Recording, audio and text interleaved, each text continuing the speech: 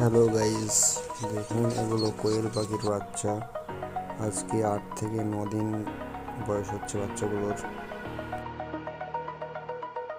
এগুলো দেখুন হাঁসের বাচ্চা।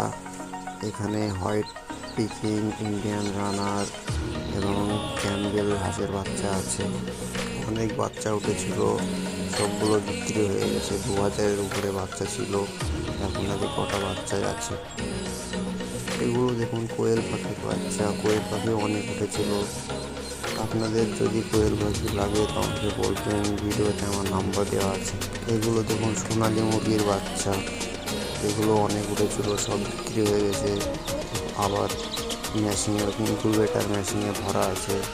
আবার বাচ্চা উঠবে কিছুদিন পরে। আপনার যদি লাগে তো ফোন করবেন, নাম্বার আমার ভিডিওতে দেওয়া আছে।